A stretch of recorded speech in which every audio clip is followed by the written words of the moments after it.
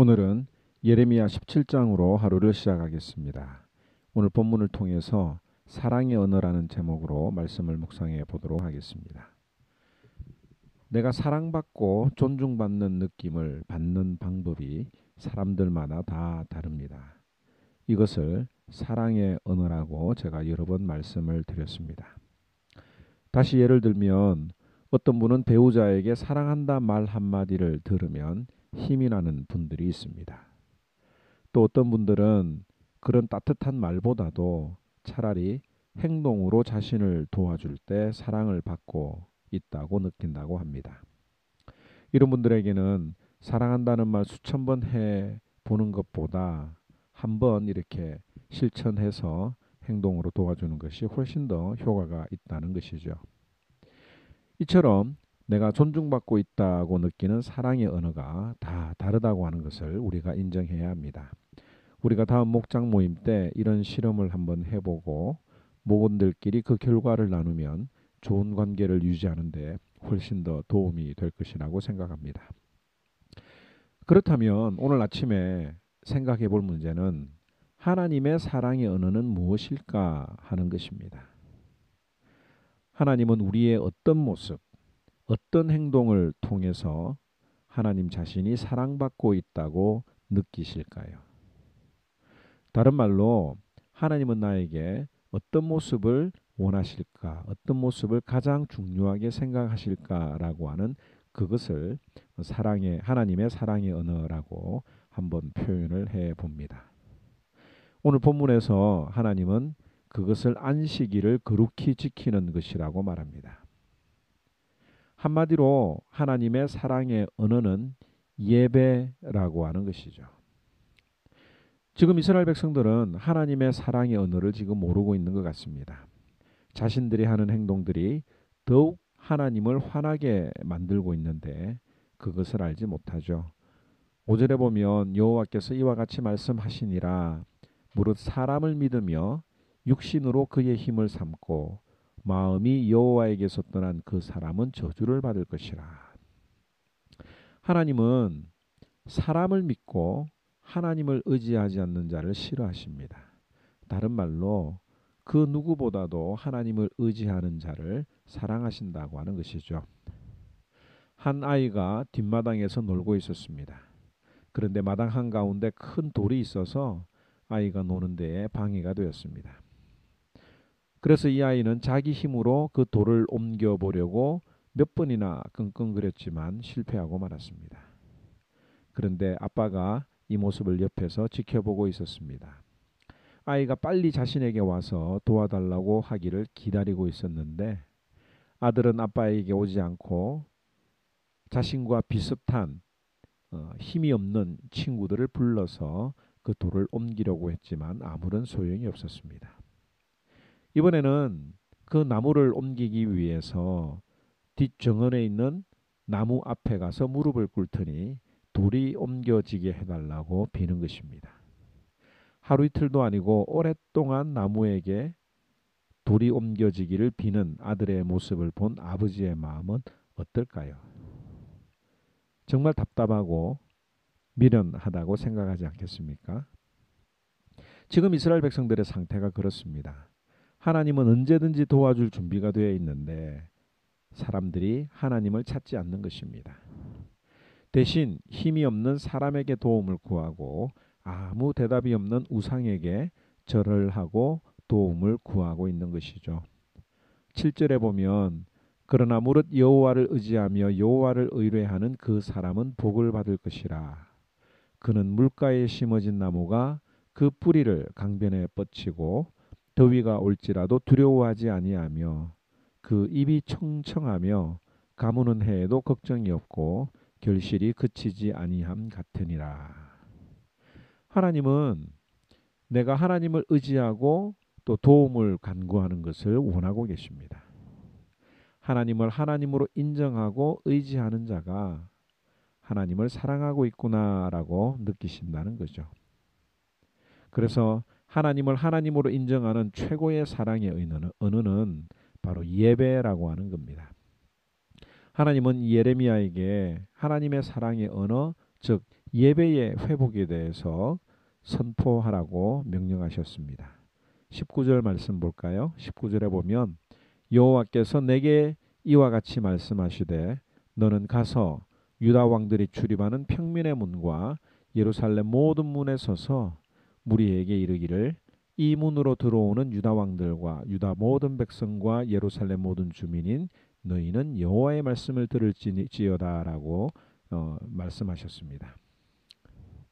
예레미야는 이 명령 앞에 순종해서 유다 왕부터 모든 백성이 들을 수 있도록 성문 앞에 있는 광장에서 여호와의 말씀을 선포합니다. 그 메시지는 안식일에 일하지 말고 안식일을 거룩히 지키라고 하는 것입니다. 22절과 24절을 보면 안식일에 너희 짐을 내지 말며 어떤 일이라도 하지 말고 내가 너희 조상에게 명령함 같이 안식일을 거룩히 할지어다. 24절에도 여호와의 말씀이니라 너희가 만일 삼가 나를 순종하여 안식일에 짐을 지고 이 성문으로 들어오지 아니하며 안식일을 거룩히 하여 어떤 일이라도 하지 아니하면. 왜 하나님은 안식일을 지키는 것을 중요하게 생각하실까요? 그 이유는 안식일에 일을 하지 않는다고 하는 것은 하나님을 의지한다는 신자들의 가장 기본적인 고백이 되기 때문입니다. 왜 우리가 주일을 기억하고 하나님 앞에 예배를 드립니까? 그 예배를 드림으로 인해서 하나님을 하나님으로 고백하는 가장 중요한 표현이기 때문에 그렇습니다. 그러므로 예수님을 나의 구주로 고백하는 자들은 반드시 주일 예배를 드리도록 되어 있습니다. 물론 언제 어디서 예배를 드리든지 형식이 무엇이 중요하느냐, 내 마음이 중요하지라고 말을 합니다. 맞는 말이죠. 정말 주일에 예배를 드릴 수 없는 상황이 발생하기도 합니다. 또 교회를 오지 못하는 상황도 분명히 있지요. 지금 팬데믹 상황도 아마 이런 상황에 속할 것입니다. 그런데 하나님은 아세요. 내 마음이 신령과 진정으로 예배를 드리는지 아닌지 아신다고 하는 겁니다. 9절에서 10절 말씀에 보면 만물보다 거짓되고 심히 부패한 것은 마음이라.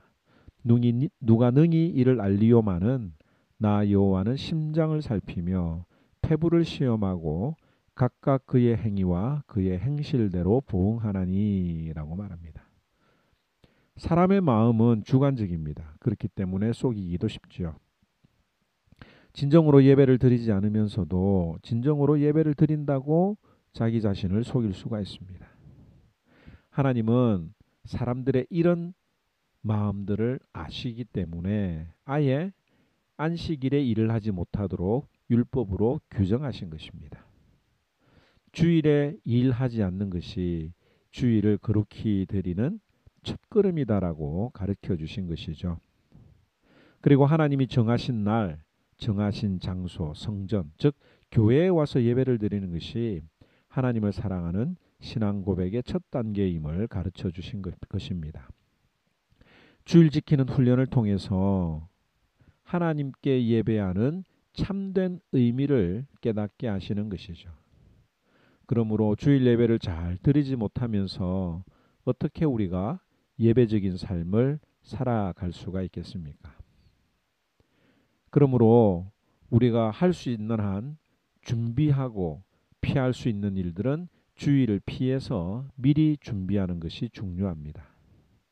예를 들어서 어디 다녀와야 된다고 하면 최대한 주일을 피해서 토요일이나 월요일에 다녀오는 것이 하나님을 의지한다는 신앙 고백이 될 수가 있습니다.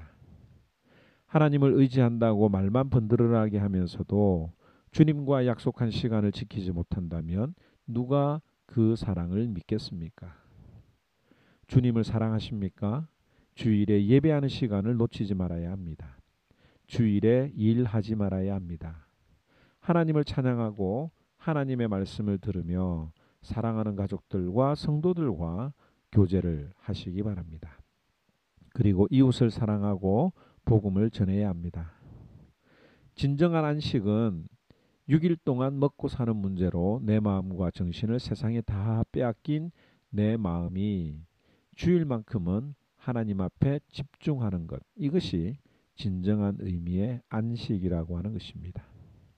하나님께서는 하나님이 기뻐하시는 사랑의 언어가 예배라고 오늘 우리들에게 알려주시고, 이것이 하나님을 하나님 되게 하며 하나님을 의지하는 신앙의 첫걸음이라고 하는 것을 우리가 기억해야 할 것입니다. 오늘 아침에도 하나님께 예배하는 마음으로 주님 사랑합니다 라고 고백하는 여러분들의 마음을 주님이 가장 기뻐하시지 않을까요?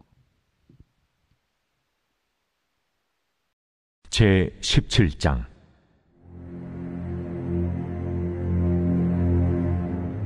유다의 죄는 금강석 끝 철필로 기록되되 그들의 마음판과 그들의 제단 뿔에 새겨졌거늘 그들의 자녀가 높은 언덕이 푸른 나무 곁에 있는 그 제단들과 아세라들을 생각하도다. 들에 있는 나의 살아, 내 온 영토의 죄로 말미암아 내가 네 재산과 내 모든 보물과 산당들로 노략을 당하게 하리니 내가 네게 준 네 기업에서 네 손을 뗄 것이며 또 내가 너로 하여금 너의 알지 못하는 땅에서 네 원수를 섬기게 하리니 이는 너희가 내 노를 맹렬하게 하여 영원히 타는 불을 일으켰습니다. 여호와께서 이와 같이 말씀하시니라. 무릇 사람을 믿으며 육신으로 그의 힘을 삼고 마음이 여호와에게서 떠난 그 사람은 저주를 받을 것이라. 그는 사막의 떨기나무 같아서 좋은 일이 오는 것을 보지 못하고 광야 간조한 곳 건건한 땅 사람이 살지 않는 땅에 살리라.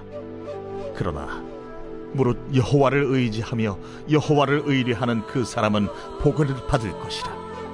그는 물가에 심어진 나무가 그 뿌리를 강변에 뻗치고 더위가 올지라도 두려워하지 아니하며 그 잎이 청청하며 가무는 해에도 걱정이 없고 결실이 그치지 아니함 같으리라. 만물을 보다 거짓되고 심히 부패한 것은 마음이라. 누가 능히 이를 알리오마나.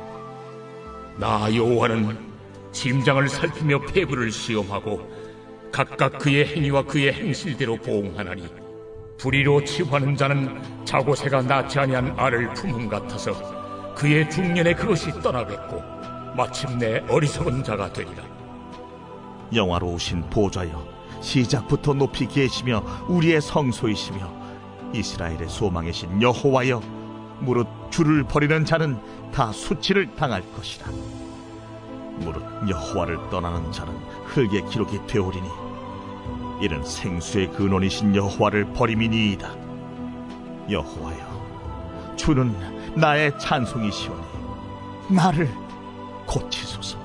그리하시면 내가 낫겠나이다. 나를 구원하소서. 그리하시면 내가 구원을 얻으리이다. 보라, 그들이 내게 이르기를 여호와의 말씀이 어디 있느냐, 이제 임하게 할지어다 하나이다. 나는 목자의 직분에서 물러가지 아니하고 주를 따라 싸우며 재앙의 날도 내가 원하지 아니하였음을 주께서 하시는 바라. 내 입술에서 나온 것이 주의 목전에 있나이다. 주는 내게 두려움이 되지 마옵소서. 재앙의 날에 주는 나의 피난처시니이다. 나를 박해하는 자로 치욕을 당하게 하시고 나로 치욕을 당하게 마옵소서. 그들은 놀라게 하시고 나는 놀라게 하지 마시옵소서. 재앙의 날을 그들에게 임하게 하시며 배나드는 멸망으로 그들을 멸하소서. 여호와께서 내게 이같이 말씀하시되, 너는 가서 유다 왕들이 출입하는 평민의 문과 예루살렘 모든 문에 서서 무리에게 이르기를, 이 문으로 들어오는 유다 왕들과 유다 모든 백성과 예루살렘 모든 주민인 너희는 여호와의 말씀을 들을지어다. 여호와께서 이와 같이 말씀하시되, 너희는 스스로 삼가서 안식일에 짐을 지고 예루살렘 문으로 들어오지 말며 안식일에 너희 집에서 짐을 내지 말며 어떤 일이라도 하지 말고 내가 너희 조상들에게 명령함같이 안식일을 거룩히 할지어다. 그들은 순종하지 아니하며 귀를 기울이지 아니하며 그 목을 곧게 하여 듣지 아니하며 교훈을 받지 아니하였느니라.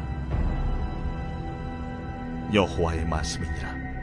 너희가 만일 삼가 나를 순종하여 안식일에 짐을 지고 이 성문으로 들어오지 아니하며 안식일을 거룩히 하여 어떤 일이라도 하지 아니하면 다윗의 왕위에 앉아있는 왕들과 고관들이 병거와 말을 타고 이 성문으로 들어오되 그들과 유다 모든 백성과 예루살렘 주민들이 함께 그리할 것이요 이 성은 영원히 있을 것이며 사람들이 유다 성읍들과 예루살렘에 둘린 곳들과 베냐민 땅과 평지와 산지와 네겝으로부터 와서 번제와 희생과 소제와 유향과 감사 제물을 여호와의 성전에 가져오려니와 그러나 만일 너희가 나를 순종하지 아니하고 안식일을 거룩되게 아니하여 안식일에 짐을 지고 예루살렘 문으로 들어오면 내가 성문에 불을 놓아 예루살렘 궁전을 삼키게 하리니 그 불이 꺼지지 아니하리라